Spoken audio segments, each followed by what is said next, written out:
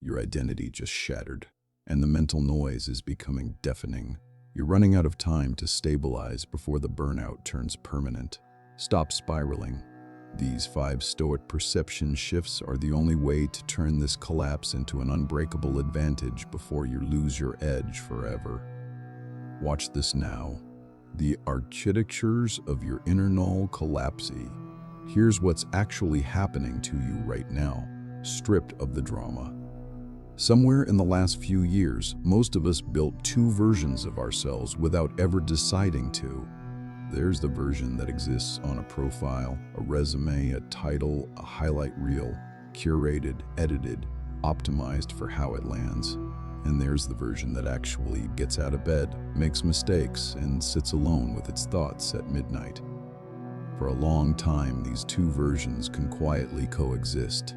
The problem is that the gap between them doesn't stay quiet forever. Psychologists have a name for what happens when a belief you hold about yourself collides with evidence that contradicts it. It's called cognitive dissonance, a concept first laid out by the psychologist Leon Festinger in 1957. Festinger's basic finding was simple: the mind does not tolerate contradiction well. When your actual daily experience stops matching the identity you've built and performed, something has to give, either the story or your peace of mind. A related idea, self-discrepancy theory, developed by the psychologist Tori Higgins, describes how psychological distress rises in direct proportion to the gap between who you present as and who you actually feel yourself to be. That gap is the mental noise you're hearing right now. It isn't a character flaw. It's a documented psychological mechanism, and it gets louder the more hours a day are spent maintaining a version of yourself that has to be performed rather than lived. Practically, this tends to show up as a specific kind of exhaustion that's hard to name at first. Not physical tiredness exactly, but a background hum of vigilance, as if part of your attention is permanently on duty, checking whether the performed version is still holding up. That hum is expensive. It draws on the same limited attention you'd otherwise spend on actual work, actual relationships, and actual rest, which is one reason burnout so often arrives alongside identity strain rather than as a separate, unrelated problem. None of this is new to human beings. What's new is the machinery around it, a landscape of constant comparison, instant feedback, and status that can rise or fall overnight based on things almost entirely outside your control. Worth naming precisely what makes this particular version of the landscape so unstable. Your visible identity today is largely mediated by systems, feeds, algorithms, ranking mechanisms that reward a narrow, exaggerated slice of you and then amplify or bury that slice based on signals that have nothing to do with your actual character or effort. A single change in what gets shown, a single shift in how an audience responds, and the identity that felt solid yesterday can look unrecognizable today through no real change in who you actually are. That's not a personal failing on your part. It's a structural feature of building a sense of self on a foundation that was never built for you to stand on in the first place. It was built to hold attention, not to hold a person up. That instability is precisely the problem the Stoics spent their whole philosophy trying to solve, roughly 2,000 years before there was a landscape to be anxious about at all. Epictetus opens the Enchiridion, his short manual for living, with the sentence his entire philosophy is built on: of things, some are in our power and others are not. He draws a hard line. Reputation, status, and other people's opinion of you sit firmly in the second category, the category you don't control. But he goes one step further than that famous line usually gets credit for. He names the one thing that actually is fully yours, what the Greeks called proairesis, your faculty of moral choice, your will, the part of you that judges, chooses, and decides how to respond to what happens to you. Not your job title, not your image, not your follower count. Your proairesis. This was the term Epictetus considered the one part of a person that could never be taken, damaged, or outsourced to anyone else's judgment, because unlike a reputation, it was never built out of external material to begin with. There's a reason this argument carries particular weight coming from Epictetus specifically. He was born into slavery in the 1st century in what is now Turkey, brought to Rome, and studied philosophy while still enslaved. According to several ancient sources, he acquired a permanent limp from mistreatment during that period, and he was only granted his freedom later in life. When a man whose body, labor, and physical location were, for years, quite literally somebody else's decision, insists that your judgment remains entirely your own regardless of circumstance, he is not offering a comforting slogan. He's reporting what he tested on himself under conditions most of us will never have to face. That distinction reframes what's happening to you right now.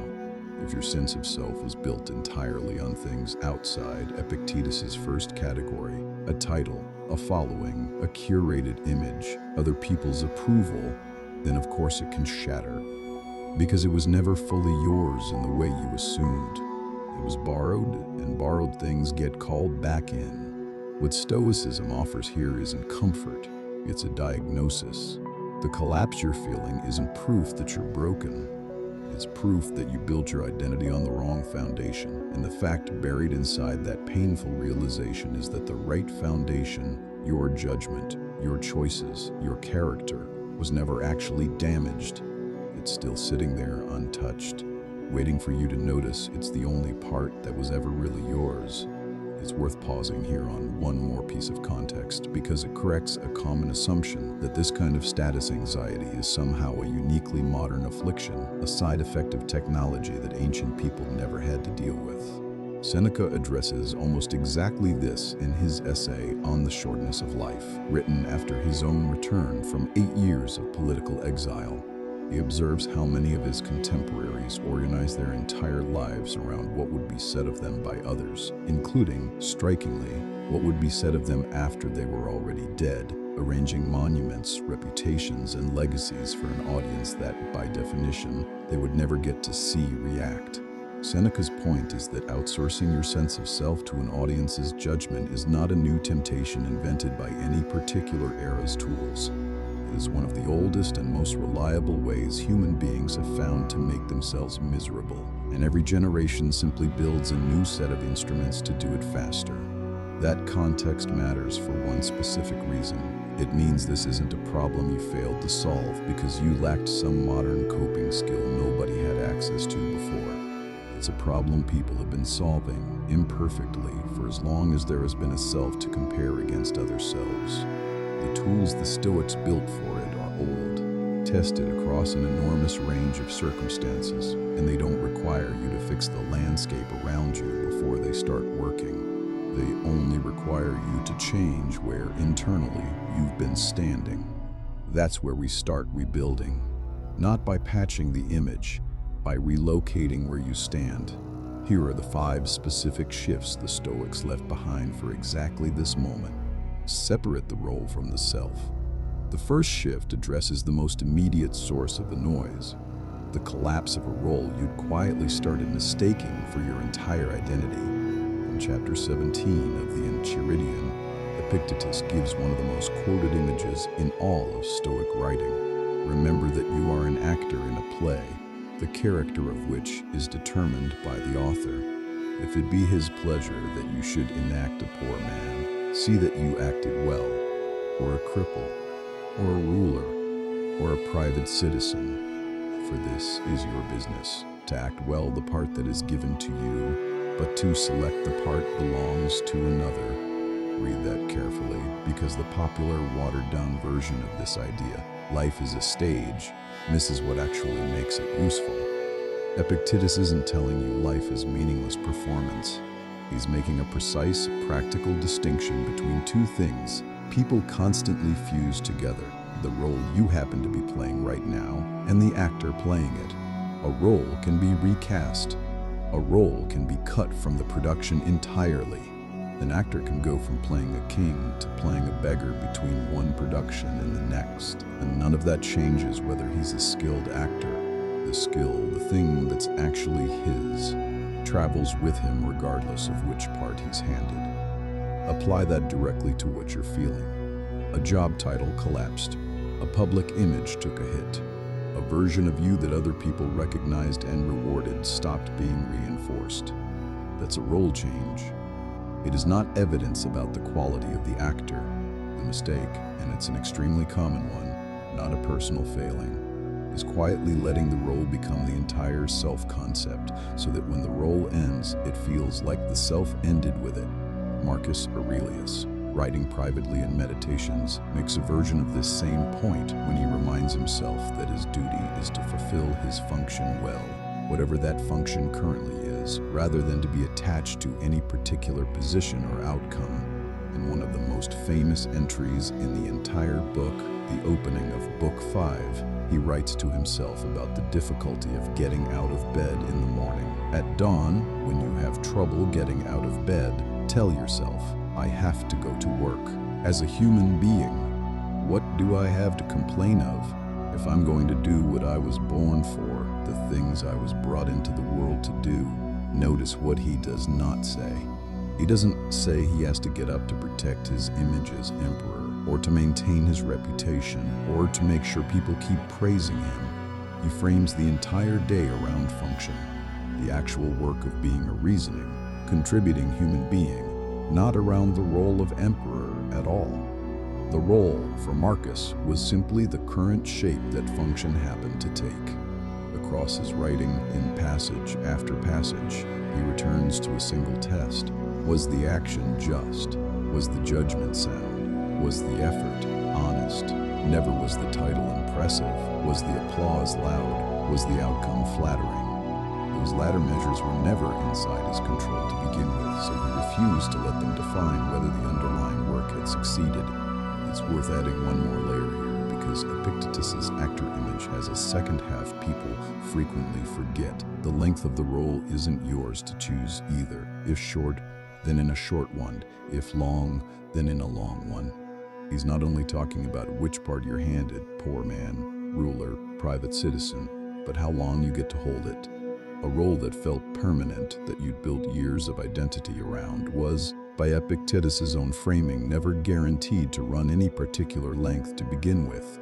That's not meant to feel bleak. It's meant to remove the false assumption, quietly built into most identities, that a role which has lasted a long time has somehow earned a promise of lasting forever. It hadn't. It was always a fixed-length engagement, and the actor's job was always to play it well for however long it ran, then be ready for whatever comes next. Here is the practical version of this shift, and it matters that it's practical rather than poetic, because right now you need something you can actually do with it. Take the identity that just cracked, the job, the image, the status, whatever it was, and write down, honestly, what part of it was role and what part was actor. The role is the specific circumstances, the title, the platform, the audience, the paycheck, the recognition. The actor is the underlying capability, your judgment, your discipline, your ability to learn a new part quickly, your character under pressure. When Epictetus says the selection of the part belongs to another, he means exactly that. You don't get to choose which role life currently hands you, but you retain full authorship over how well you play whatever role you're handed next, and that authorship was never touched by the collapse of the previous role. Consider a concrete version of this. Someone spends years building a specific professional identity, a title, a public reputation in a particular field, a following built around one narrow version of themselves. Then something shifts. The role ends, the platform changes its rules, the audience moves on to someone else. If their entire sense of self was fused with that specific role, the shift reads as an ending. But if they had, even quietly, been tracking the difference between the role and the underlying capability, the judgment, the discipline, the craft, the same event reads completely differently. A role concluded, and the actor is now available to be cast in the next one, carrying every real skill forward intact. This is not a call to detach from ambition or stop caring about your work. Epictetus explicitly says to act your assigned part well, not to act it half-heartedly because none of it matters. The point isn't indifference. The point is locating your identity one level down from the role, in the skill and character that let you perform any role at all. because that's the only layer the collapse can't reach. Take the view from above. The second shift deals directly with the volume of the mental noise itself, not by silencing it through willpower, but by changing the scale at which you're looking at the problem. In Meditations, Book 9, Marcus Aurelius describes a mental exercise scholars now commonly called a view from above. Look from above, he writes, at the spectacle of myriad herds, myriad rites, and manifold journeying in storm and calm. Diversities of creatures who are being born, coming together, passing away. Ponder too the life led by others long ago, the life that will be led after you, the life being led in uncivilized races. How many do not even know your name? How many will very soon forget it? And how many who praise you perhaps now will very soon blame you? This passage isn't nihilism dressed up as philosophy. Marcus wasn't arguing that nothing matters. He was using deliberate zoom out as a technique, mentally rising above a specific crisis until you can see it inside the actual scale of a human life, a civilization, a species, rather than the artificially inflated scale that acute stress creates. The historian of philosophy, Pierre Hadot, who spent much of his academic career studying exactly this kind of Stoic practice, described these view-from-above passages as one of the core spiritual exercises of the school. Not a mood, but a repeatable mental habit Marcus trained deliberately, the same way you'd train a muscle. Here's why this specifically helps with identity collapse rather than just generic stress. When your sense of self is under threat, the threat naturally expands to fill your entire field of attention. Every notification feels urgent. Every piece of unread feedback feels like a verdict. Every hour of silence from someone whose opinion you'd been relying on feels like confirmation of the worst version of the story. This isn't weakness. It's how a threatened nervous system is built to behave, narrowing focus onto the perceived danger. Marcus's technique is a deliberate counter-move against that narrowing. He forces the aperture back open. He reminds himself, in his own private notes, of the staggering number of people who lived and died without ever hearing his name, of how quickly praise turns to criticism and back again, of how this exact moment of crisis will look from 50 years away or 500. There's a companion idea found across several of his books that "how many who praise you perhaps now will very soon blame you" line is doing real work. It's a direct antidote to the specific anxiety of a curated identity, the fear that a single piece of criticism or a single failure permanently redefines how you're seen. Marcus is pointing out that the audience's judgment was never stable to begin with, in either direction. People who adored you can turn, and people who dismissed you can come around, often for reasons that have very little to do with what you actually did. If the opinion itself is this unstable, building your identity's foundation on it was always going to end in this exact kind of shaking. It's worth noting briefly that this ancient technique has a real modern echo. Cognitive behavioral therapists frequently describe a technique called decentering, which asks someone in distress to observe a difficult thought from a slight distance rather than fusing with it completely, treating the thought as an event passing through the mind rather than an absolute fact about the world.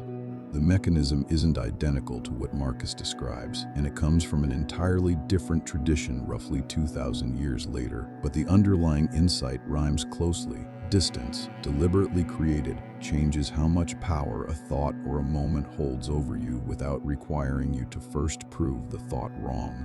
Here's the practical version. When the noise is loudest, when a specific piece of feedback, a specific failure, a specific public moment feels like it's consuming your whole identity, physically pause and do the zoom out deliberately.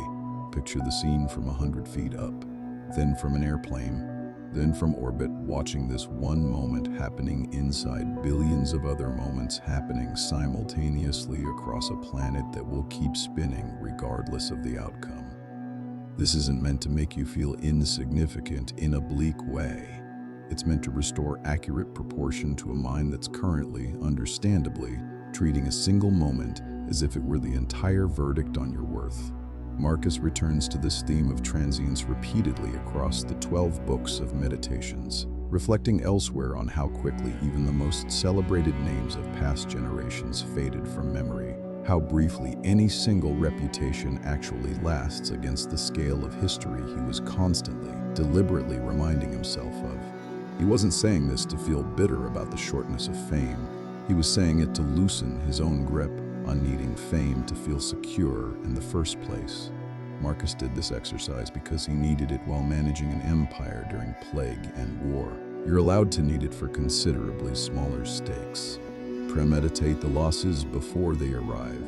The third shift is the most counterintuitive, and it's the one people most often get wrong when they first encounter it, so it's worth being precise. In letter 91 of his Moral Letters to Lucilius, Seneca describes receiving news that an entire friend of his, a man named Liparillus, has been thrown into despair by the sudden burning of the city of Lyon, an entire Roman colony wiped out overnight with no warning at all. Seneca doesn't console him by minimizing the loss. Instead, he uses the event to make a much larger argument about how the mind should be prepared for the world it actually lives in, not the world it wishes it lived in. Cities burn, fortunes reverse, reputations built over decades can be undone in an evening. Seneca's point isn't that this is likely to happen to you specifically tomorrow. His point is that it is always structurally possible for everyone, and a mind that has never once considered that fact is a mind that will be disproportionately wrecked the day something smaller than a burned city happens to it instead. This practice has a name in the modern study of Stoicism, Premeditatio malorum, the premeditatio of adversity, and it shows up elsewhere in Seneca's letters as well. In letter 76, he writes about the difference between the person who says, "I knew that this was in store for me" after a setback, and the person who says it before. The wise man, Seneca writes, accustoms himself to coming trouble, lightening by long reflection the evils which others lighten by long endurance. The fool experiences every setback as a fresh, novel shock. The person who has already rehearsed the possibility experiences the exact same event with a portion of its power already spent in advance. Here's why this belongs specifically in a script about identity collapse rather than general resilience. Most people who build an identity on a role, a title, or a public image never once seriously entertain the possibility that it could end. Not because they're careless, but because sitting with that possibility feels like inviting it. Seneca's entire argument is the opposite of that superstition. The people who suffer the most catastrophic identity collapse tend to be the ones who never once let themselves picture the collapse happening. So when it arrives, it doesn't just cost them the role, it costs them their entire model of how stable the world is. Someone who had already, even briefly, imagined the job ending, the image cracking, the platform disappearing, meets the actual event with a mind that already has a map for it. This is not the same as pessimism, and it's worth being direct about that distinction, because it's the part people misunderstand most. Seneca wasn't advising Lucilius to walk around dreading disaster. He was advising him to occasionally, deliberately, spend a few minutes seriously considering what would it actually mean if the specific identity marker were gone tomorrow.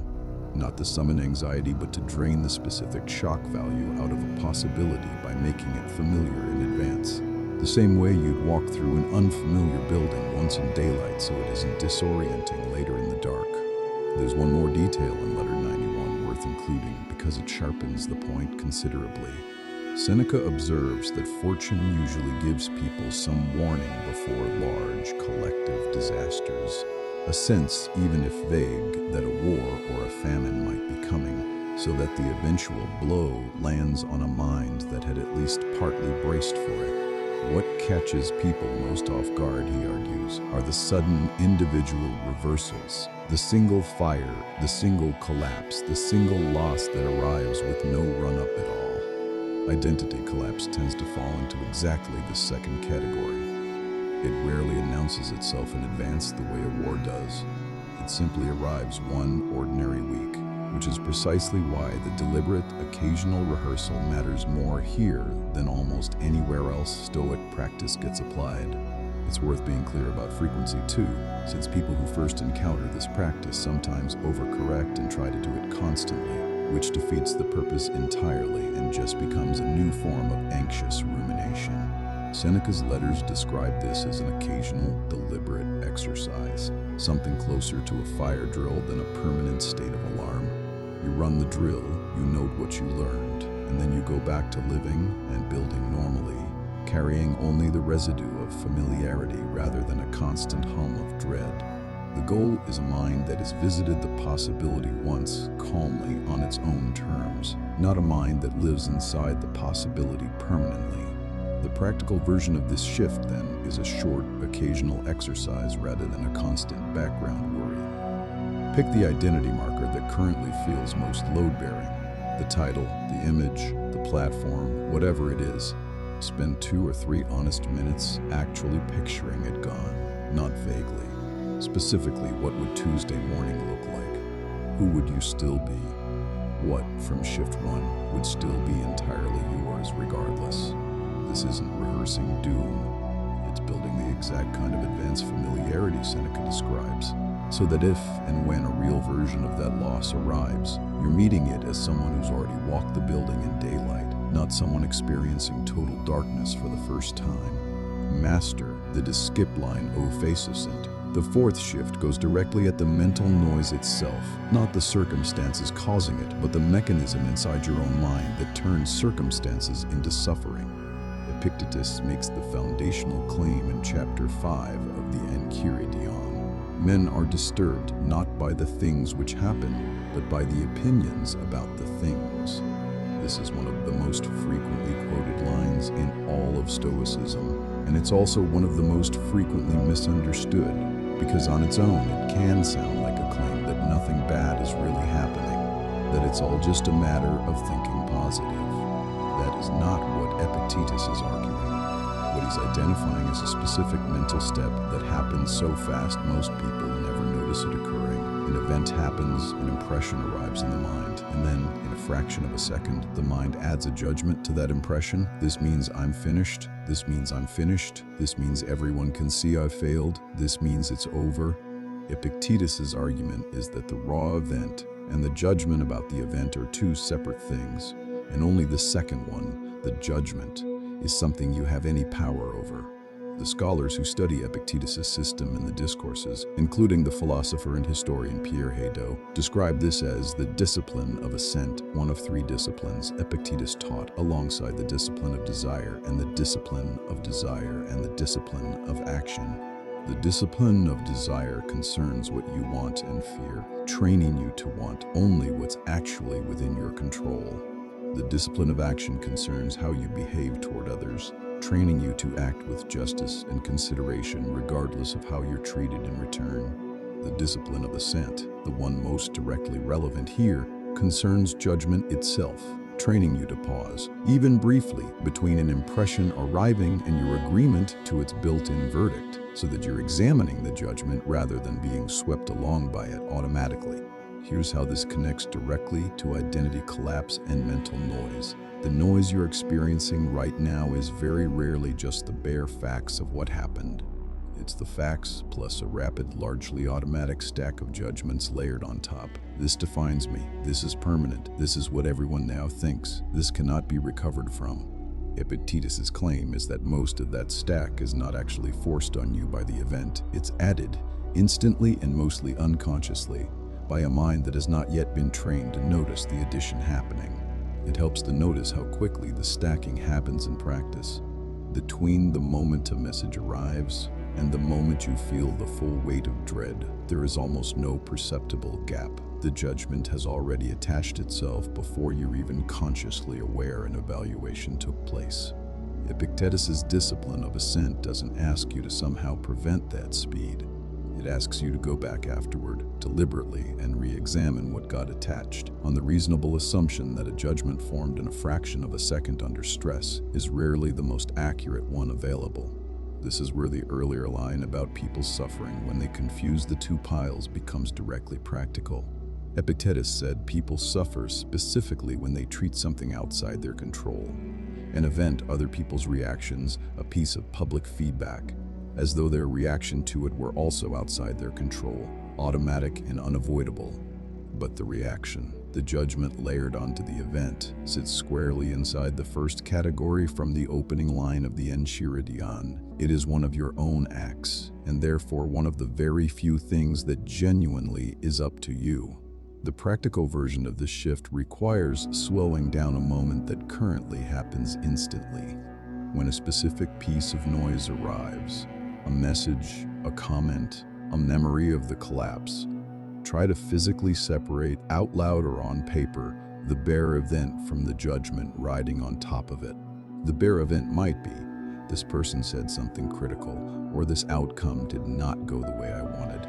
The judgment riding on top is usually much larger and much less examined. This means I am a failure. This means it's permanently over. This means everyone now sees me differently.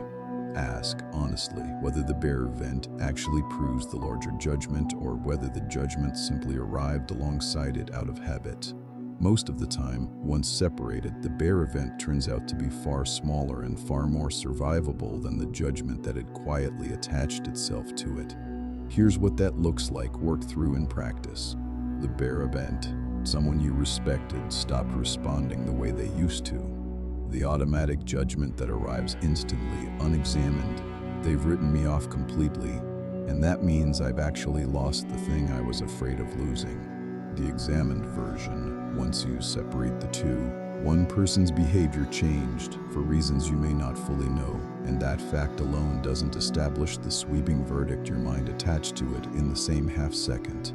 You may still choose to act, reach out, adjust, let it go, but you're now acting on the actual, smaller event, not the inflated story that arrived riding on top of it uninvited. This is not a trick to numb yourself to real problems. It's a deliberate, repeatable practice for making sure the problem you're responding to is the actual problem, not an inflated one your own mind added on for free. Root your identity in the world, not the self. The fifth shift is the one that makes the rebuilt identity actually stable going forward, rather than just less damaged in the moment. Marcus Aurelius opens Book 2 of Meditations with a passage he apparently wrote to himself first thing each morning. As a kind of daily reset, he reminds himself that he will meet people that day who are difficult, ungrateful, or dishonest, and that this is simply the nature of the world he's part of. What's notable is what he does with that reminder. He doesn't use it to brace for disappointment. He uses it to reaffirm that he's built for cooperation with exactly these kinds of people because, in his words, he and they share in reason, and acting against a fellow part of the same whole is acting against nature itself. Then, in Book 9, he makes the point explicit. All things are interwoven with one another. A sacred bond unites them. And elsewhere, describing the relationship between individual people and the wider human community, he uses the image of a body, that we were made, in his words, to work together the way feet, hands, and eyes work together, each part meaningless in isolation and meaningful only as a functioning piece of something larger. This idea has a formal name in Stoic philosophy, sympathia, the interconnectedness of all things, paired with the Stoic concept of cosmopolitanism, the idea traceable back to the very early Stoics and echoed throughout Marcus's writing that a person's truest identity is as a citizen of the wider human community, a cosmopolites, rather than merely a private individual pursuing private status within one narrow group's approval. Under this framing, the question that matters most isn't which specific audience currently favors you. It's whether your actions are actually useful to the larger whole you're inescapably part of, a standard that doesn't fluctuate with any single group's mood. It's easy to read this as abstract theology and miss why it's the single most practical shift on this list for exactly your current situation. Here's the mechanism: an identity built entirely around individual status. How you're seen, how you rank, how your personal image is performing is, by definition, fragile, because it depends on a constantly shifting external scoreboard that was never yours to control in the first place. That's the entire diagnosis from Act 1. But an identity rooted in your function within something larger than yourself. Your role in a family, a craft, a community, a set of people you actually serve or contribute to, draws its stability from a completely different source. It doesn't rise and fall with any single piece of feedback because it was never primarily about the feedback to begin with. Marcus was an emperor because it made him feel important. Throughout Meditations, he returns again and again to a much plainer justification. It was his function, his part, to play well in service of people who depended on it, independent of whether it earned him praise or blame on any given day. This is also where the earlier shifts connect back together. Shift 1 separated the role from the actor. Shift 5 gives the actor something more durable than personal image to actually stand on once that separation is made. Contribution instead of performance. Shift 2 zoomed out to see your situation at the scale of the whole world. Shift 5 asks you to locate yourself inside that whole, not just observe it from a distance. And Shift 4 trains you to stop automatically accepting every critical judgment as a verdict on your worth. Shift 5 gives you a more stable place to stand once you've stopped accepting those verdicts by default. Not a defensive crouch, but an actual positive foundation. What you build, who you help, what you contribute, regardless of who's currently watching or keeping score. The practical version of this final shift is the simplest one on this list and also the one people skip most often because it doesn't feel dramatic enough. Identify one piece of real contribution in your life right now that has nothing to do with your image, your title, or how anyone currently perceives you. A person you actually help, a piece of work that actually serves someone, a skill you're actually building that's independent of whether anyone is watching it happen. Spend real time there this week, not as a distraction from the collapse, but as the literal new foundation you're placing your identity on. Marcus Aurelius ran the largest empire in the Western world and still, by his own private account, kept returning his attention to this same plain question. Not how is this being received, but is this action just, and is it useful to the people it touches? That question never once depended on an audience, which is exactly why it never once collapsed on him the way image-based identity is currently collapsing on you. This doesn't mean abandoning ambition, visibility, or the desire to be recognized for good work. The Stoics themselves held public offices, taught openly, and clearly cared about doing their work well in front of others. The shift isn't from public to hidden. It's from an identity that depends on the audience's verdict to one that depends on the work's actual usefulness, with recognition treated as a pleasant, uncontrollable byproduct rather than the load-bearing wall holding the whole structure up. Let's put the 5 shifts back together, because on their own they're interesting philosophy, and together they're an actual sequence you can walk right now. Shift 1 separated the role that ended from the actor who's still standing, and reminded you that only the role was ever at risk. Shift 2 pulled the camera back far enough to put the current crisis into its real, survivable proportion. The same deliberate zoom-out Marcus Aurelius used while running an empire through plague and civil war. Shift 3 took away the shock value of future loss in advance, the way Seneca counseled a grieving friend after an entire city burned down in a single night. Shift 4 gave you a way to catch the automatic judgment riding on top of a bear event, so you're no longer reacting to a story your own mind added for free. And Shift 5 gave the rebuilt identity somewhere sturdier to stand than a scoreboard, a function, a contribution, a role in something larger than a personal image ever was. None of these 5 ideas are new. That's precisely the point, and it's worth sitting with rather than rushing past. They were written by a man who had been enslaved, a man who watched a neighboring city burn to the ground in a single night, and a man who ran the most powerful empire on earth while privately terrified of what that power might quietly turn him into. They didn't write any of this as theory. They wrote it because they needed it to get through their own specific version of exactly what you're going through right now, and it worked well enough that we're still reading their private notes to each other 2,000 years later. It also matters that none of these 5 men wrote from a position of having already solved the problem permanently. Marcus was still writing the same reminders to himself late into his reign, which tells you plainly that this isn't a shift you make once and finish. Epictetus kept teaching the dichotomy of control for decades because a student hearing it once rarely internalizes it in a single sitting. Seneca wrote letter after letter to the same friend, returning to the same handful of ideas from different angles, because a mind under real pressure needs to hear a true thing many times before it actually changes behavior. If you find yourself a week from now, right back in the same noise this video opened with, that isn't proof that any of this failed. It's proof you're human, doing the same slow, repeatable work the people who wrote these ideas down were still doing themselves, right up until the end of their lives. Your identity didn't shatter because something is wrong with you. It shattered because, like almost everyone operating inside a landscape built on curated status, you built part of it on ground that was never meant to hold that kind of weight.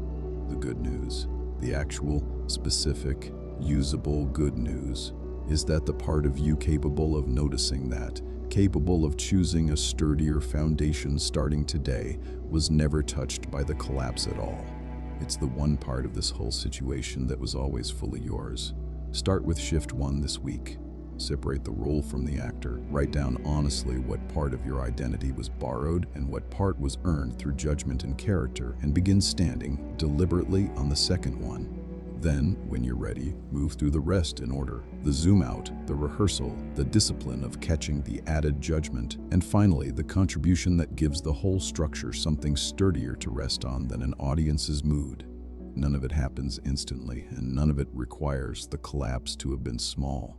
It only requires you to keep coming back to these 5 moves the same way the men who wrote them kept coming back to them, not because they'd mastered it once and were finished, but because coming back to it repeatedly, honestly, was the entire practice.